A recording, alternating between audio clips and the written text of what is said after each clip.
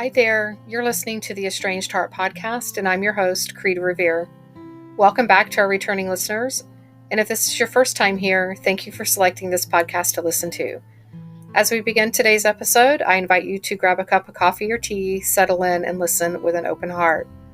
But first, the regular disclaimer. I am not a licensed therapist or counselor. Nothing within this podcast should be considered or taken as therapy. If you are in need of therapeutic support such as counseling, please seek out a therapist near you.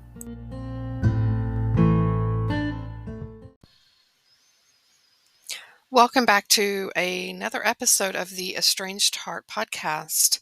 And today's episode is titled, it's actually the part 3 of a 6-part series of themes of parent and adult child estrangement. And today's episode is part 3 of 6, titled Denial of Issues or Problems. Before we dive into today's episode, here is a quote and a couple of reminders. The quote is, "What we resist persists."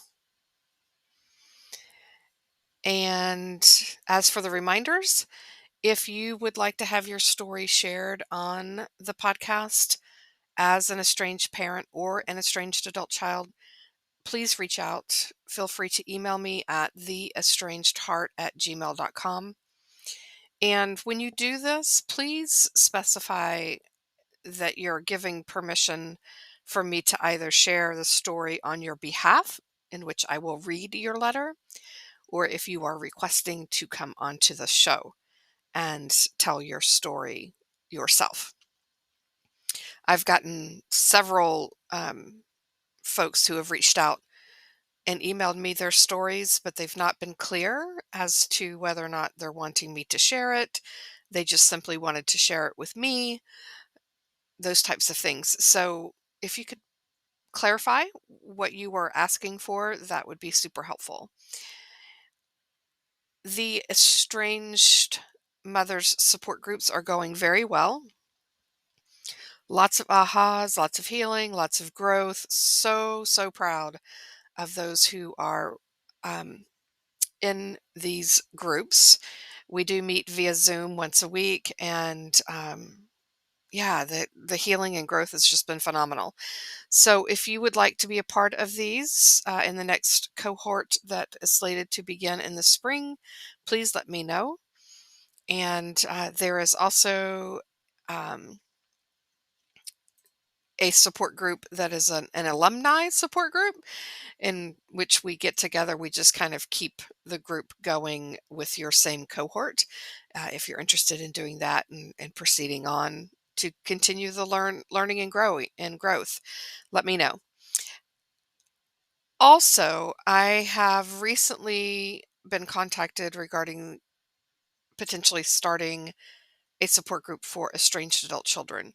And if that is something that you are interested in, please let me know. If you're an estranged adult child listening to this podcast and feel that it could be beneficial to join a Zoom support group, my support groups are intentionally kept very small because there's live coaching that happens within the group.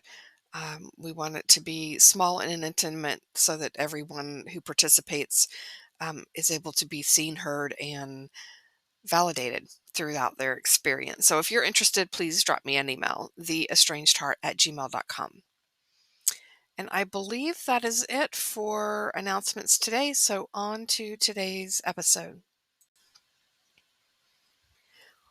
One of the things that I hear often about from estranged adult children, whether that's those who meet with me individually and privately, those who reach out, email, or those that I see online on social media, one of the common themes that I see and hear about is the denial of issues and problems within the parent adult child relationship. And more often, well, I would venture to say 95% of the time, it's the adult child who is talking about this denial of issues and problems, that their parents are denying that there are issues and problems. Also, with this is a not just a denial of it, but a minimizing. Well, I don't understand why this makes no sense. This is such a silly thing. Why would you estrange from me because of this? Why would you want no contact with me because of this? Right? This is what I hear from the parents. The parents are saying, this is no big deal. Why can't we just sit and talk about this? And the adult child says, we can't sit and talk about this because my parent minimizes it and or denies it. Right? So there's a minimizing from the parents, and then the child interprets that potentially as a out and out denial. And when our feelings and emotions are denied by someone that we love and care about, and someone that we believe is supposed to love us and care about us unconditionally, it cracks the foundation of life for us. And this can come in the form of, I mean, depending on the severity and those types of things, that can lead or be gaslighting. I mean, all sorts of all sorts of different things. And these things do nothing to help build bridges, to help repair ruptures in relationships. So I wanted to talk today about kind of like the impacts of denial, the awareness and understanding the roots of denial. Why do people deny someone else's experience? Why do we go into all of the defense mechanisms and things like that? Um, and the disconnect, how it can add to and make the disconnection something much bigger than it may have been had the denial not been in place. And then some of the psychological mechanisms that come in with the awareness of the denial, and kind of what's happening there, right? Another thing that I wanted to just kind of bring into the awareness, and we'll also cover some strategies for overcoming denial, but is I wanted to bring into the awareness of those who are listening to the podcast is the role of grief in denial. And I bring this up because while I recognize that grief is happening on both sides, so for the adult child and the parent, what I do a lot of my work with parents is in the role of the grief, grieving of the relationship with the adult child, grieving of dreams, grieving of grandchildren. Great, like there's just a lot of grieving that goes on, and through that grief, I believe it also plays a role in denial. So I think I want to start there, and as just kind of setting a little bit of the tone for today's episode, and then we'll get into some of the other parts and pieces. But by and large, grief and as a role in denial is a protective and coping mechanism. Um, there's when there's a loss of an idealized relationship, is this dream that we have as parents on what parenthood would look like. Parenthood when our children are small, parenthood when our children are adults, parenthood and how that relates to adult children who have children of their own and thereby grandchildren. There's the ambiguous loss, the grieving of someone who's living, right? Adult children also go through this, and a resistance to acceptance. So if I deny this, whatever my kid is saying, then it's a resistance to it of having to accept my reality. And I don't want to accept my reality because there's so much grief and loss and pain involved with it that I'm going to pretend that these things do not exist. There are the unresolved emotions that come along with grief and the unacknowledged grief. And this is a huge piece of my work with parents as well, especially moms, is just there is, because of the history and the way that a lot of boomers and Gen X parents were raised, is not to acknowledge feelings and emotions and grief. So there's are typically lots of unresolved emotions and unacknowledged grief that comes with estrangement. Oftentimes, I'll meet with clients and I bring up the subject of grief, and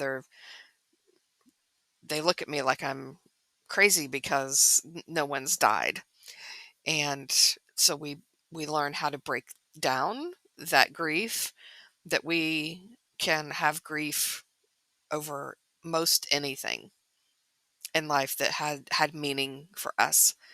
And um, I have a therapist that's a friend of mine, and she oftentimes she specializes in loss and grief and has been doing so for about 30 years. And she will oftentimes put on training and workshops for other therapists around loss and grief. And she's always surprised at the smaller number of therapists that will sign up for her workshops. And when she checks in with people about it, they all say, "Oh, well, I don't, my practice, it doesn't have anything to do with grief." And her response to that is, every client who walks through a psychotherapy office door, proverbial, in the land of virtual therapy today, um, should be talking about grief and loss, because 9 times out of 10, the reason someone's coming in for therapy is, dealing with stressors from a job. Okay, well, that could be looked at and perceived as a loss of the type of job they thought they were going to have, the loss of dreams that they had for their career, the loss of their health status, the loss of a relationship, the loss of a pet, the loss of income. Like, we as human beings go through so much loss in our life that everyone should be talking about loss and grief. And not just talking about it, but processing it. And those are two very different things. So there's also a fear, when it comes to grief and things, of an emotional breakdown.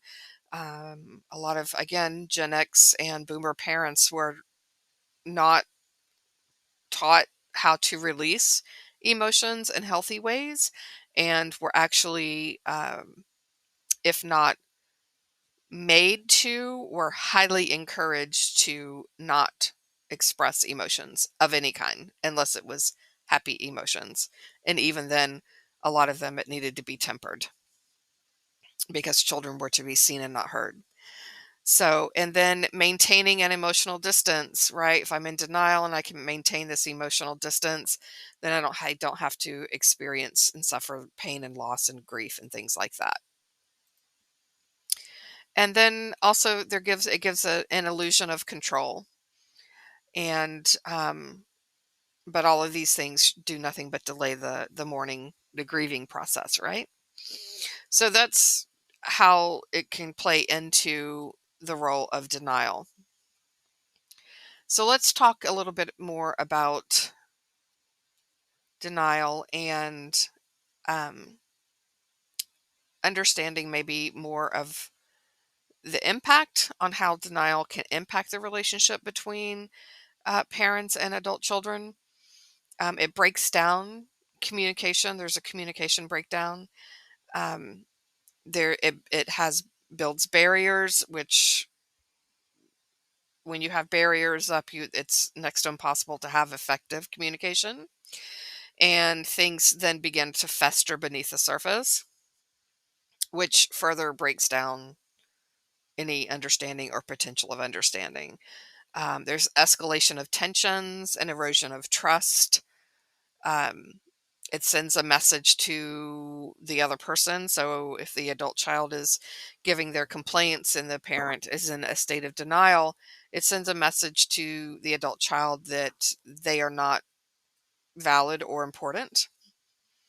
And I think all of us could say, if we thought about that for a minute, that any time in any relationship that we've brought up a concern and there's been a denial of that by the other person, that we then begin to feel that we don't matter, right? Um, it and when we feel like we don't matter, then there's an erosion of trust. We just don't trust that person to be able to hold us, to be able to. We don't feel safe with them to express other emotional things, that type of thing, which then that stagnates growth of the relationship. Because if there's not trust, we can't continue to be expressive within that relationship, and we need to be expressive within relationships to continue the growth of the relationship. There is also an impact on the mental and emotional well-being of the other person. Um, they grapple with feelings of sadness and helplessness.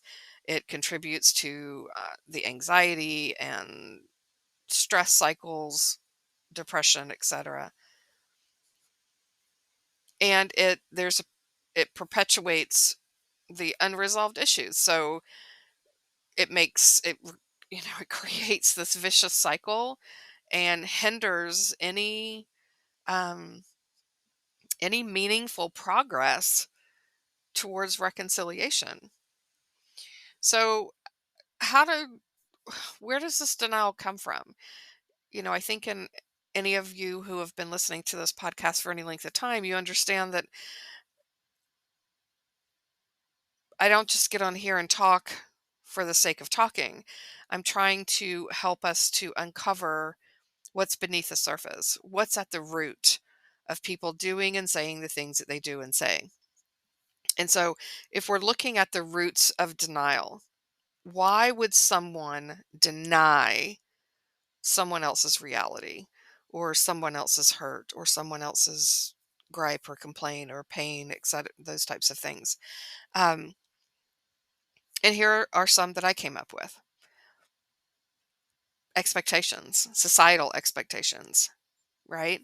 Um, Society kind of idealizes this image of family harmony and unity.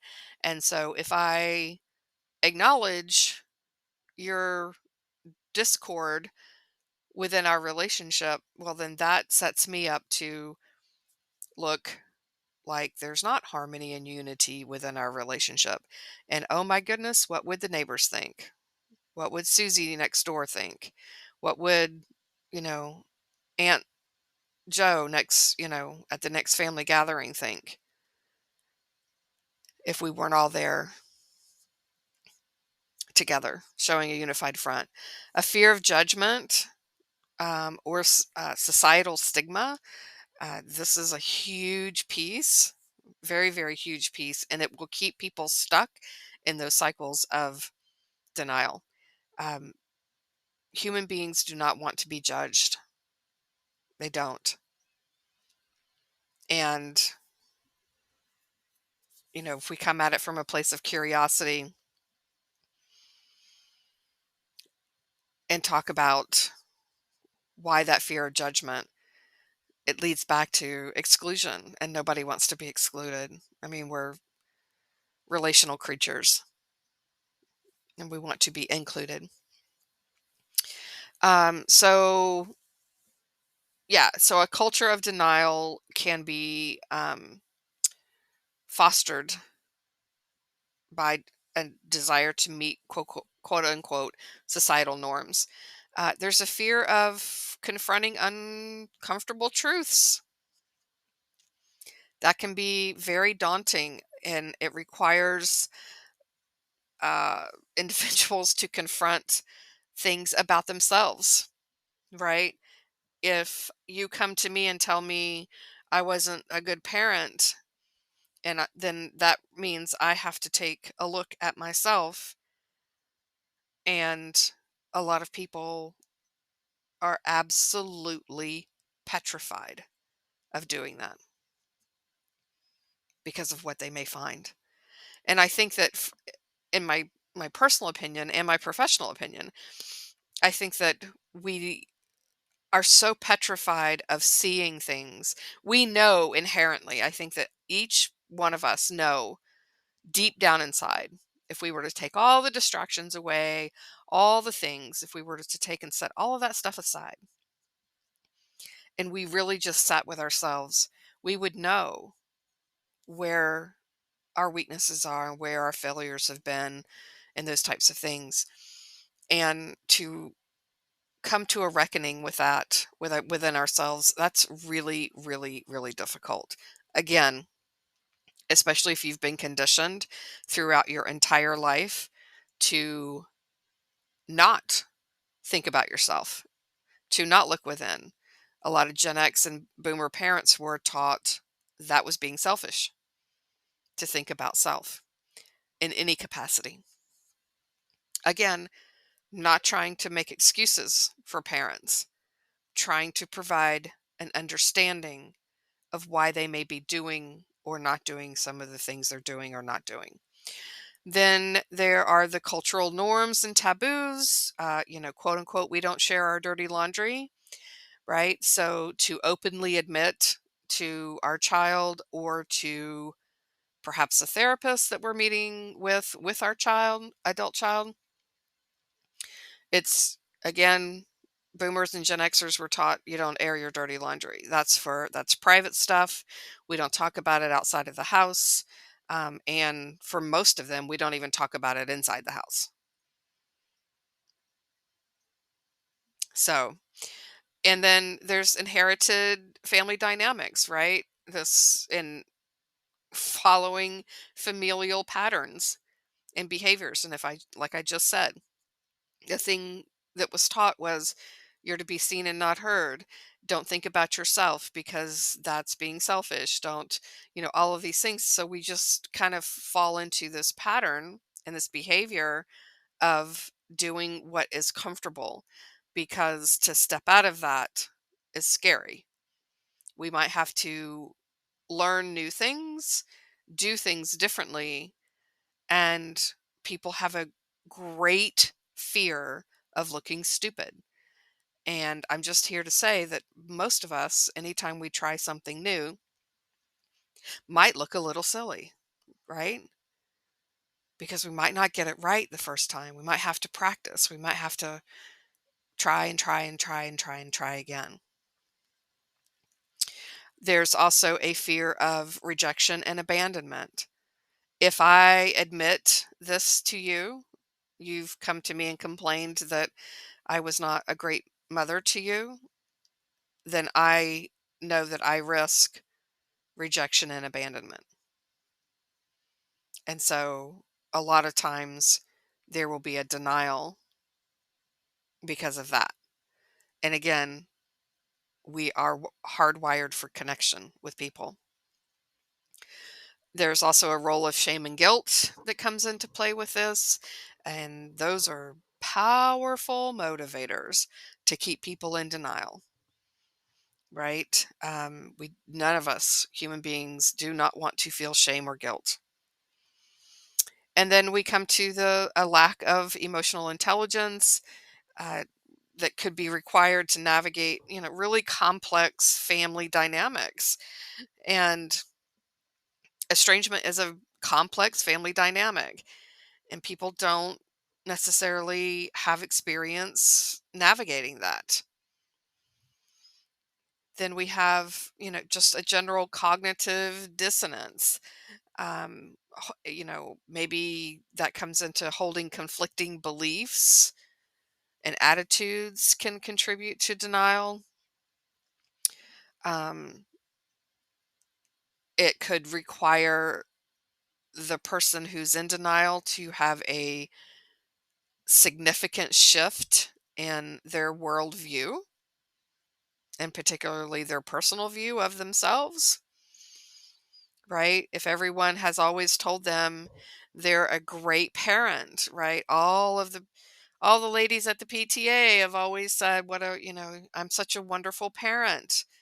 And the kid is over here going, but you weren't. And I was hurt.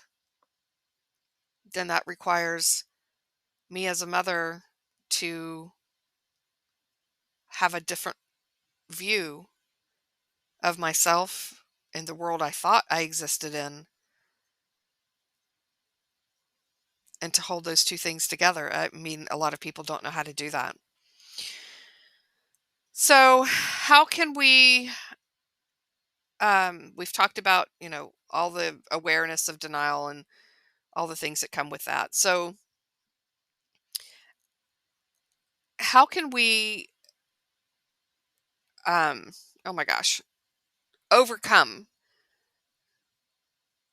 denial and instead foster some open communication and things like that, right? Constructive dialogue. Um, I I don't know that it's necessary. I don't. If you're in the middle of estrangement, most people are not going to be having these types of dialogues and communication between one another.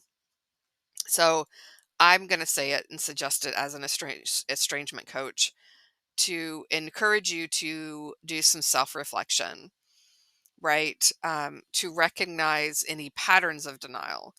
Have other people told me that I'm denying a reality, that I'm denying their thoughts and feelings? Have other people gotten frustrated with me when they've been trying to tell me things that I've done that have hurt them? So, having some self awareness around this, right? Um, Initiating open and honest conversations about unresolved issues. And this is where a therapist and or coach could come into play and be a mediator in helping both parties to have an understanding and a productive discussions around this. Um, Promoting emotional intelligence. Read some books, watch some YouTube videos, begin to understand what emotional intelligence means. It does not mean that you are ignorant. And this is, I think, something that I run into with parents, older parents who hear the words emotional and intelligence together, and they think that if their child has told them they have no emotional intelligence, that their child is saying that they're ignorant. And that's not what they're saying. That's really not what they're saying. They're saying that there is a level of intelligence that comes with understanding emotions. What are they? How do we express them in healthy ways? Why do we get hung up on them? Why are they needed? Why do we need to express them? Those types of things, right? So educate yourself, read books, work with a coach, go to therapy, begin to understand some of the roots of what emotional intelligence is. And then set realistic expectations, right? These things are not generally going to happen overnight. If your child is laid out, these things that are issues for them with you, number one, you've got to come to a place of awareness around that and come out of denial. If you stay in a place of denial, you are going to more than likely stay in a place of estrangement. All of the clients that I work with that have reconciled have had to come to a place of awareness and acceptance instead of staying in the place of denial. Doesn't mean that they didn't come to me with denial. A lot of them do. But we work to move through that, to come to a place of awareness around it, because you cannot change what you are not aware of. So those are some important pieces. If you maintain denial, you are not in a place of curiosity. And when I say curiosity, I'm talking about being curious about self. Why do I do the things I do? Why do I say the things I say? Why do I not do things that I don't do? That type of curiosity leads to awareness. And then the awareness, once you have the awareness, then you can begin entertaining, oh, how could I potentially do this differently? Right? And then you can face what you previously denied. And I work with my clients on helping them to have self-awareness and courage to be able to face those things and understand that it doesn't mean they are a bad person. They're not. So I think I'm going to leave it here for today and encourage you to consider curiosity, consider awareness, consider where in your relationships have you been in denial. And if you would like help sorting through that, understanding more about that, learning more about that, and you'd like to work with me with some coaching, please reach out. I am happy to help you along that process in a safe and non-judgmental space. Okay, I have been an estranged parent. I've also been an estranged adult child. I get it. I get it. Until next time.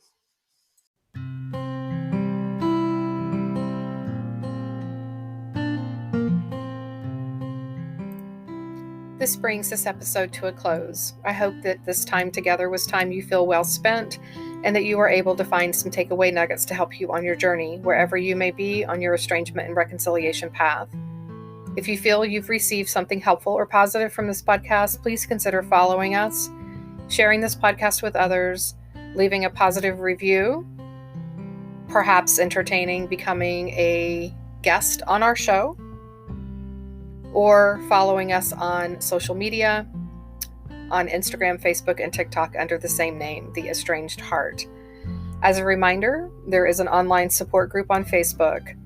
If you are a estranged mom who identifies as being spiritual and approaches estrangement with a sense of curiosity rather than blame and judgment, and desire to do inner self-work and reflection, please seek us out. We can be found at facebook.com/estranged mothers support group. And lastly, if you are an estranged parent or an estranged adult child and would like to have your story shared on the podcast, anonymously or not, please reach out to me via email at theestrangedheart@gmail.com.